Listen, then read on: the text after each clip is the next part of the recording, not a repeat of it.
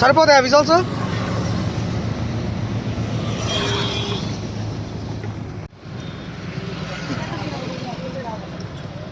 నిన్న 2300 కొనరు.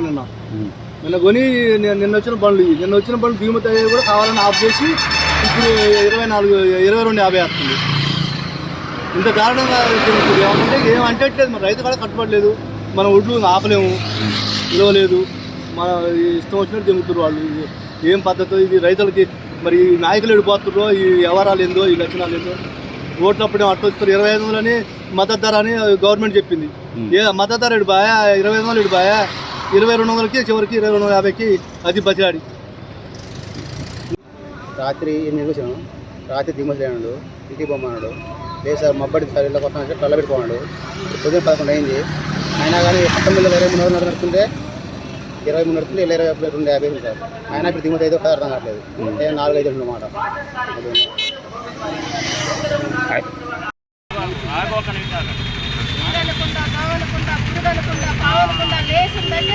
సాయంత్రం వరకు పొలంలోనే ఉండి మొహం గడుపుతున్న రైతు ఇట్లా ఇబ్బంది పెట్టడం చాలా ఇబ్బంది.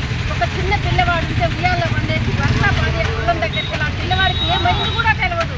అలాంటప్పుడు ఎందుకు రైతుని ఇబ్బంది పెట్టేది? దయచేసి రైతుని ఇబ్బంది పెట్టేది. సైకిల్ చేస్తే 5 వేల నోటిఫికేషన్ వస్తున్నాయి సార్. మీరు కొంచెం కనికరించాలి. రైతు కన్నీరు పెడుతుందండి. రైతు కన్నీరు పెట్టి ప్రపంచంతో నాశనం అయిపోయిందండి.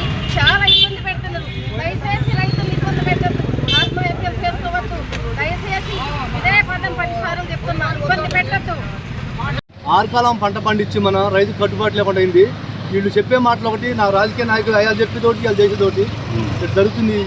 ఏం హద్దు పద్దు లేకుండా అయిపోయింది. రైతు కిలో లేకుండా చేస్తున్నారు. మరి ఏం పద్ధతి ఇది?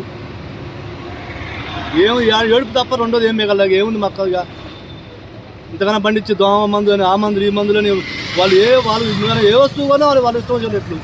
మా ధాన్యానికి మాత్రం మా కిలో లేవు. మీరు చెప్పే రేటుకి మీకు కొనాల్సి వస్తుంది.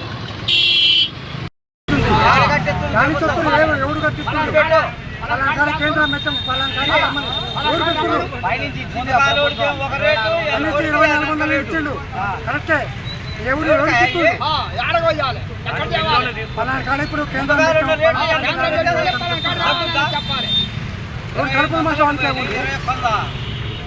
తెలిసిన వాడిపై కూర్చున్నావు. పలానా వాడు అడిగిన రేటుకి ఇవ్వాలి. మనం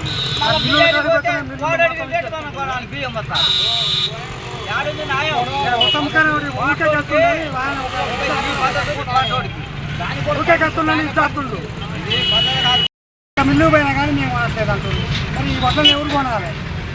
గవర్నమెంట్ కొడతా లేకపోతే ఎవరు కొంటారు? సన్నూరు కావాలంటే సన్నూరు ఎవరు కొంటారు? ఇది మాకు కావాలి. ఎంత పొలం ఎంత? నీది పొలం ఎంత?